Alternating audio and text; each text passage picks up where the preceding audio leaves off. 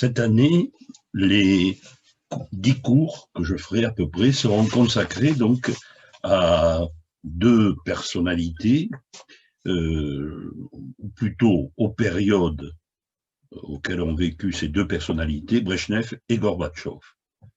C'est-à-dire en gros de 1964 à 1991. Vous pouvez penser qu'après la période terrible de Staline, mais très riche en événements, eh bien vous risquez de vous ennuyer avec M. Brejnev, hein, qui n'avait pas un charisme extraordinaire.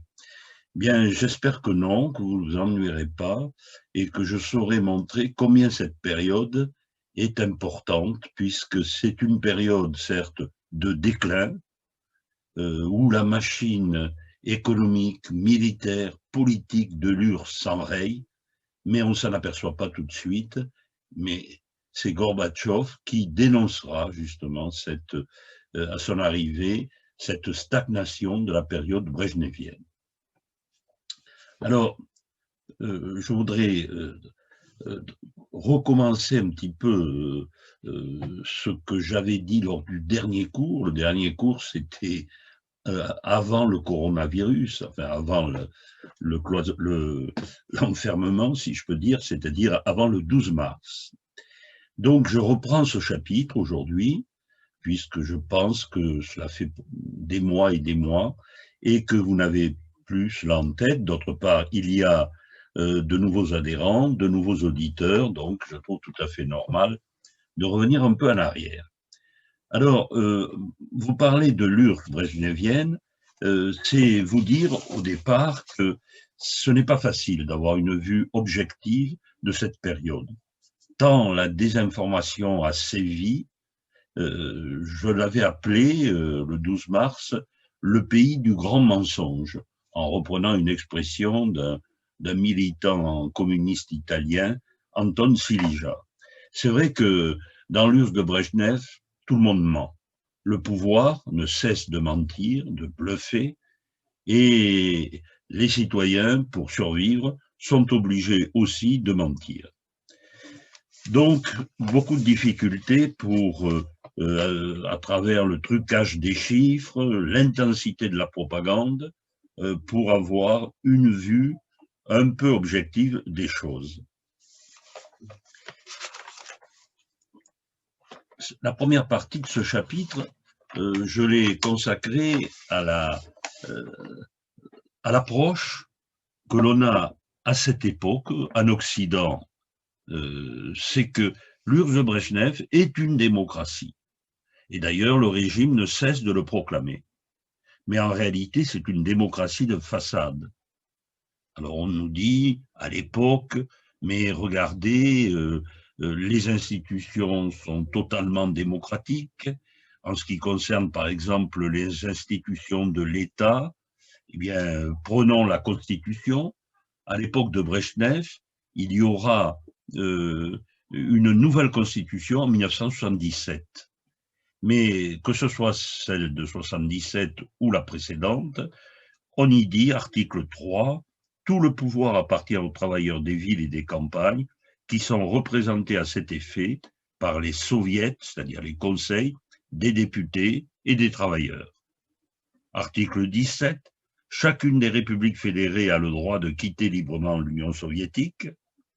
Articles 124 et 125, tous les citoyens sont assurés de la liberté de conscience, de la liberté d'exercer les cultes religieux, de la liberté d'opinion, de presse, de réunion et de meeting et de manifestations publiques.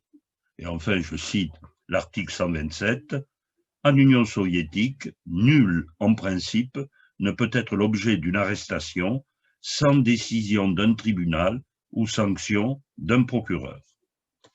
Donc, apparemment, les institutions brejneviennes mettent en place, ou plutôt confortent, un régime totalement démocratique. Nous verrons ce qu'il en est. Pour le parti, c'est le même refrain. On nous dit, certes, en Occident, vous ne cessez de dénoncer notre pays parce qu'il a un parti unique, le Parti communiste, mais ce parti unique c'est vraiment un exemple de démocratie interne. Tous les adhérents au Parti communiste peuvent faire entendre leur voix. Et ensuite, bien sûr, on vote, en général à main levée, et tout le monde se rallie à la majorité. N'y a-t-il pas meilleur exemple de la vie démocratique? Quant à la société, lorsqu'on parle, ou on commence à parler, n'y a-t-il pas des dissidents, des gens qui ne sont pas d'accord? Eh bien, on nous rit au nez en disant, mais absolument pas. La société soviétique est une société heureuse où il n'y a pas de problème majeur. Tout le monde est syndiqué dans le monde du travail, 125 millions. Les jeunes sont heureux d'adhérer aux jeunesses communistes, 39 millions. Bref, depuis les crèches jusqu'aux maisons de retraite, eh bien, tous les problèmes majeurs d'une société sont réglés et bien réglés. Ceci, c'est pour l'approche politique. Donc, elle est simple, elle est schématique, on peut la qualifier de fausse, mais pour le moment, je m'en tiens à la présentation par le régime de lui-même.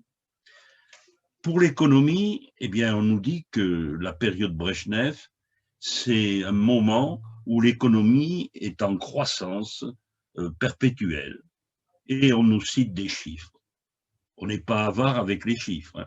On nous dit par exemple que le revenu national par habitant, qui était de 826 roubles en 60, a presque doublé en 1976.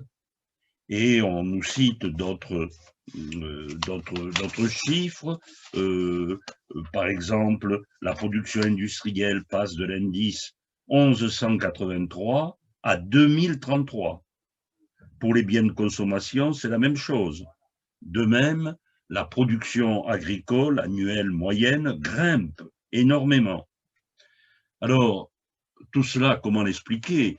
C'est un peu comme en Chine aujourd'hui, si vous voulez. Hein. Beaucoup de statistiques sont truquées.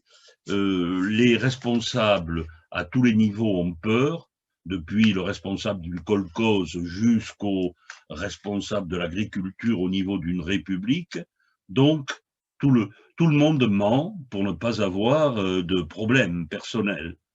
Et au final, cela donne des statistiques tout à fait contestables. Néanmoins, tout n'est pas négatif dans cette période Brejnev. Il y a notamment le moment où, économiquement, le régime semble vouloir se réformer. Et l'homme de la réforme, à l'époque Brejnev, s'appelle Alexis Kosygin. C'est un ingénieur qui va être président du Conseil des ministres de 1964 à 1980. Et cette période, donc, c'est certainement la période où les choses ont semblé changer en Union soviétique. Il faudra attendre la période de Gorbatchev pour parvenir, si vous voulez, à une telle espérance. Alors Kosygin s'appuie sur un grand économiste d'Union soviétique de l'époque qui s'appelle Evsei Liberman. Cela fait un certain temps qu'il fait des publications, qu'il préconise. Pour lui, l'essentiel, c'est-à-dire on ne peut améliorer l'économie en Union soviétique que si on si vous voulez, si on corrige les défauts du collectivisme en introduisant une part de libéralisme. Je vais donner l'exemple, par exemple, pour les entreprises. Liberman dit, eh bien, les prix ne doivent plus être encadrés comme ils sont, c'est-à-dire ils sont fixés par des instances dirigeantes. Il faut laisser les prix fluctuer selon les marchés. Bon, de même, dans une entreprise, les commandes ne doivent pas être décidées, le montant des commandes, en fonction, là aussi, d'une décision bureaucratique, mais après une étude de marché, en fonction des besoins. De même, dans une entreprise, on ne doit pas imposer au chef d'entreprise un effectif bien précis d'ouvriers, d'employés, mais c'est au chef d'entreprise, selon les périodes d'expansion ou de récession, d'embaucher ou de débaucher le personnel. Bon. Donc, pour Lieberman, la solution, elle est là. Il faut abandonner un collectivisme pur et dur et s'orienter vers les méthodes du libéralisme, du capitalisme.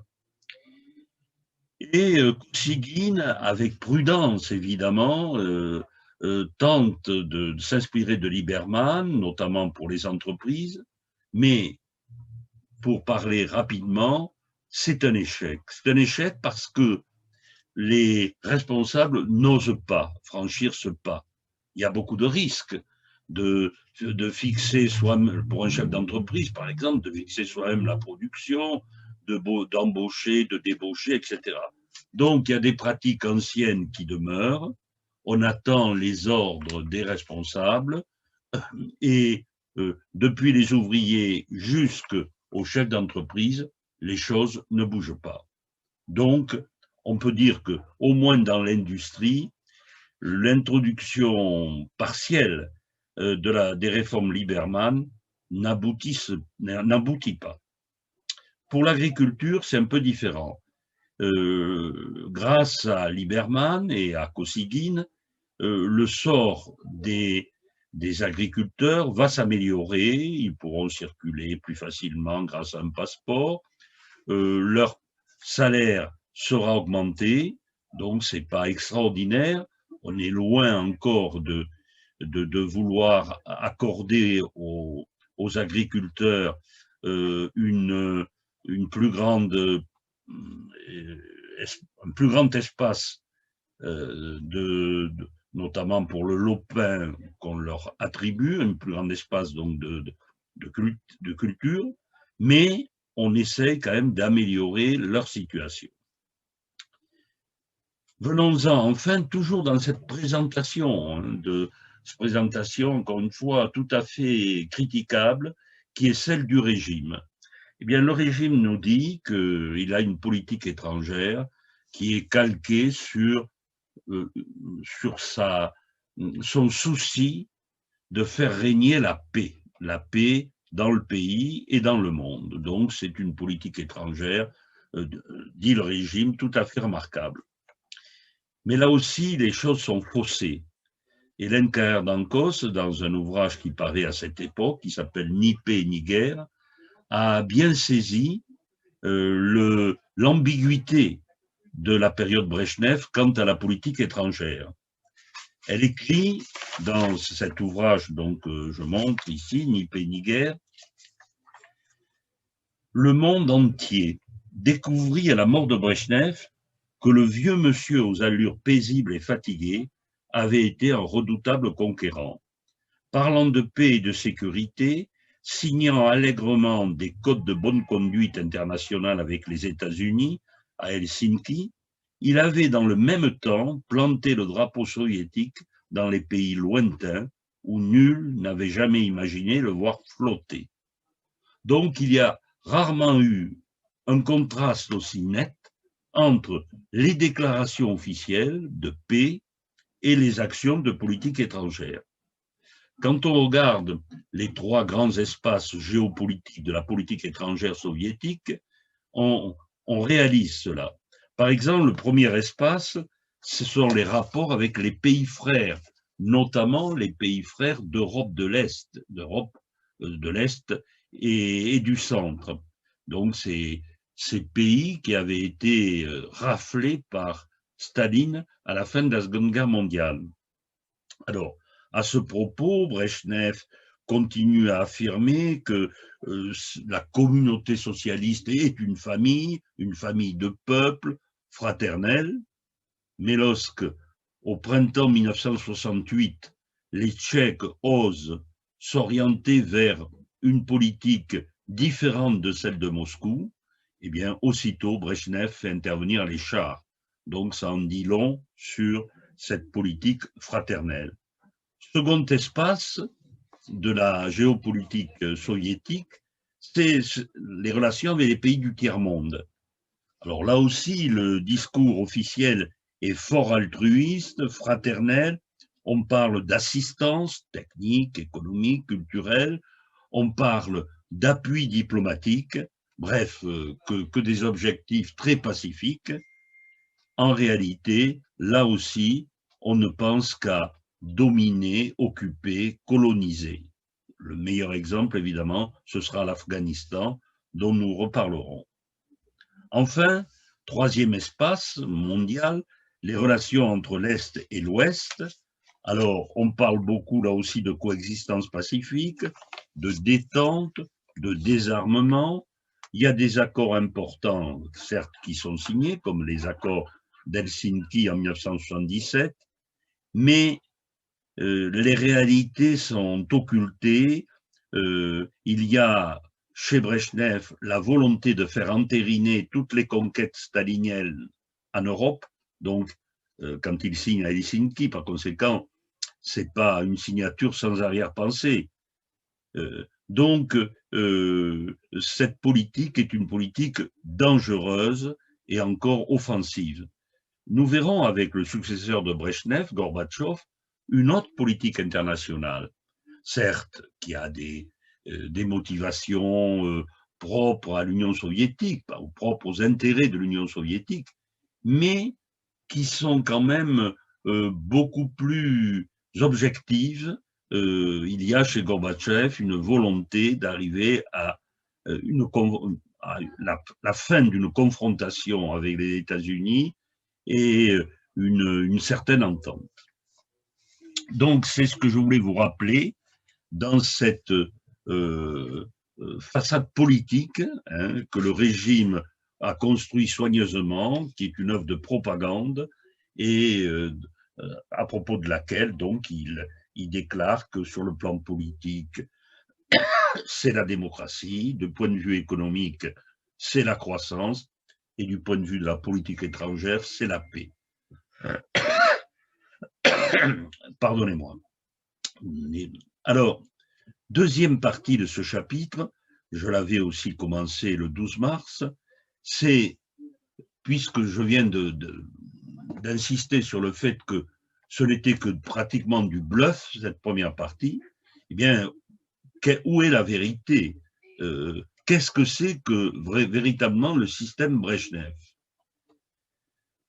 Ou, on peut poser la question comme ça, finalement, où est le pouvoir dans l'Union soviétique à l'époque de Brejnev? Alors, officiellement, on répond, mais c'est aux mains du Parti communiste qui gouverne au nom de la classe ouvrière, et ce parti, donc, a investi l'État et conduit donc les affaires au profit de la classe ouvrière, au profit du peuple. Non, ça c'est ce qu'on dit. En Occident, on dit que le pouvoir, il est comme il était aux mains de Staline, il est maintenant aux mains de Brejnev. Eh bien, c'est faux. Ces affirmations, donc, ne correspondent pas vraiment à la réalité. Alors, le pouvoir, le pivot du pouvoir, à l'époque Brejnev, c'est ce qu'on appelle la nomenclatura. Je montre à l'écran donc un livre qui paraît à l'époque de, c'est un livre de Mikhail Voltslensky, qui décrit très bien ce qu'est la nomenclatura. Alors, Voltslensky, qui a bien enquêté, nous dit que ça représente numériquement 750 000 à 1 million de personnes. Ce sont donc tous ceux qui, au sein de la vie politique et de la vie administrative du pays, dans le parti, comme dans l'État, dirigent toutes ces structures. Donc, les nomenclaturistes sont les dirigeants, les administrateurs, et on les trouve donc à chaque échelon du parti et de l'État. Ils sont nommés à leur poste par les dirigeants qui sont au-dessus d'eux. Et ces dirigeants choisissent leur nom à partir de ce qu'on peut appeler une liste d'aptitudes qui est appelée nomenclatura. Bon, ça semble relativement compliqué, ça ne l'est pas. Donc ici, j'ai fait des schémas représentant les différents échelons du parti et de l'État. Le parti, depuis le politburo jusqu'aux villes, aux villages, aux cellules de quartier, et l'État depuis le Parlement, le gouvernement, jusqu'aux villes et aux villages. Eh bien, à chaque échelon, il y a une liste d'aptitudes qui est dressée par l'échelon supérieur. Alors, qui mettons sur cette liste? Qui y inscrit-on? Bien des gens qui paraissent avoir le bon profil, mais bien sûr, je ne dis rien en disant cela. Le bon profil, c'est être respectueux des institutions, du moins apparemment, et c'est être très connu de ceux qui les choisissent. Donc, il faut qu'ils aient la confiance de ces gens-là. Et en réalité, si vous voulez, compte tenu que pour avoir la confiance, eh bien, rien ne vaut de choisir son fils, son cousin ou son neveu, ou des amis que l'on connaît.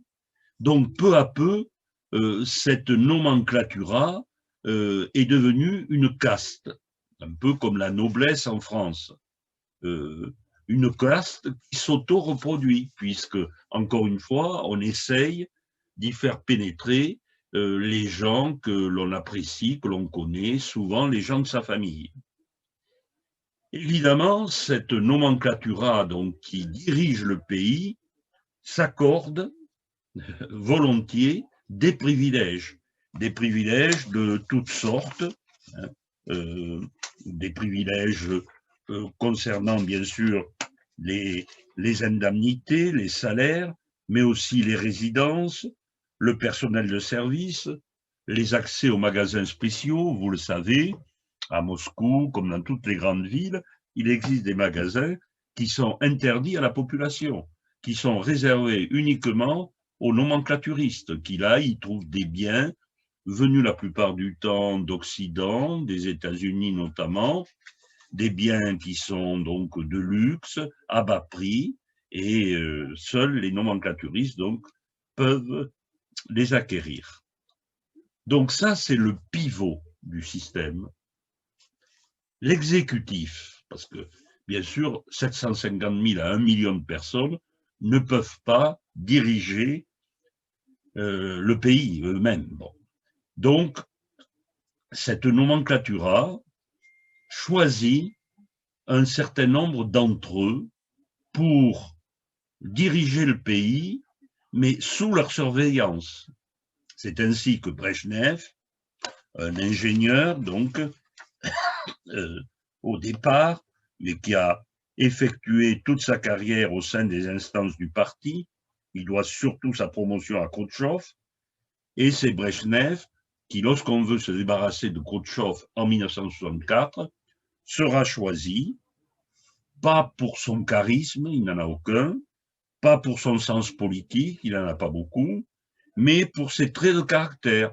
C'est quelqu'un qui a une égalité d'humeur, qui est accessible, qui est bienveillant, qui, une fois au pouvoir, se désintéresse des problèmes du pays, il les expédie, les renvoie à d'autres, mais il a eu le génie, si vous voulez, de s'intéresser aux nominations des cadres, des nomenclaturistes, à l'octroi des privilèges, donc progressivement, calmement, presque sans qu'on le remarque, il réussit ainsi à remplacer beaucoup de nomenclaturistes et à mettre des gens qu'il connaît et qui lui devront tout. Alors, Brejnev a été désigné au départ comme simple candidat de transition, mais il va se maintenir 18 ans parce qu'il sait placer des hommes sûrs qui ne le trahiront jamais et parce qu'il a comme objectif majeur de satisfaire celles qui la structure qui détient le pouvoir, la nomenclatura. Alors, il a un seul appétit, Brejnev, ce sont les décorations.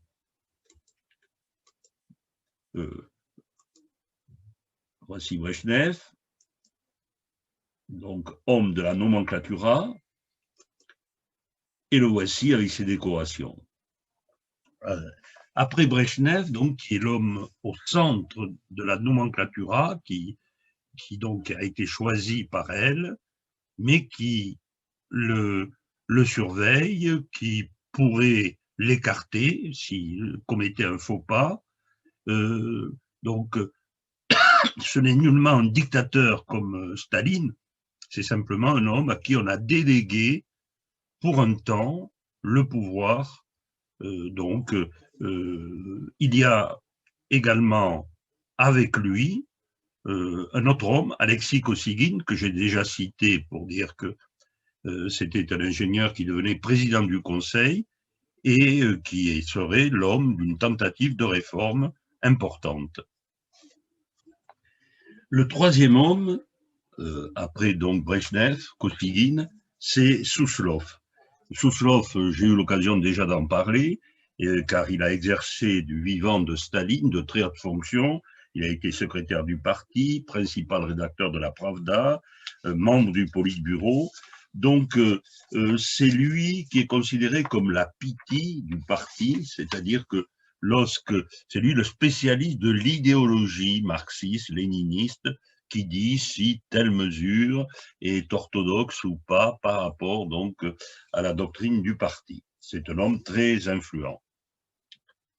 Alors, ces trois hommes, donc, délégués émanant, encore une fois, de la nomenclatura, sont eux-mêmes entourés, évidemment, de quelques spécialistes des principaux lobbies importants dans l'État soviétique. Il y a en haut à gauche Ustinov, qui représente l'armée, Andropov, le KGB, il sera l'un des successeurs de Brejnev, et Kirilenko, qui est l'homme qui tient le Parti communiste soviétique. Donc voilà, alors oui, j'ajoute que chacun des trois hommes a autour de lui des familiers qui les servent, comme Tchernenko, par exemple, lorsque Brejnev va devenir, disons, très malade, qu'il faudra presque le porter aux cérémonies, Tchernenko le soutiendra. Alors, j'ai présenté les hommes du système, les principes en deux mots. Bien, dans ce système de la nomenclatura, aucun responsable ne doit empiéter sur la zone du pouvoir de l'autre. Ce qui ne signifie pas, évidemment, exclure toute surveillance. On surveille l'autre, mais discrètement. On n'empiète pas. Que l'autre n'ait pas le sentiment qu'on veut sa place, même si on pense que ça le matin en se rasant. Deuxième principe, n'afficher aucune ambition personnelle. Normalement, on est là au service du parti. Brejnev aimait à répéter « Je ne suis pas le leader, je ne suis pas le chef ». Et enfin, ne jamais oublier que le pouvoir ne doit s'exercer qu'en fonction des intérêts de la nomenclatura. Donc, ce sont les grands principes. Et Brejnev suit de très près, son équipe également, ces principes. Brejnev va rétablir la stabilité des cadres. Souvenez-vous, pour ceux qui étaient là l'an dernier, j'avais rappelé que Khrouchtchev a essayé de réformer, de dynamiser le parti et l'État en faisant en sorte que ces gens-là ne soient pas, c'est-à-dire les gens présents dans les instances de l'État ou du parti, ne se considèrent pas comme propriétaires de leurs charges et il fallait, dit-il, une rotation. Donc, il avait, à certains niveaux, établi que désormais, on ne ferait qu'un seul mandat.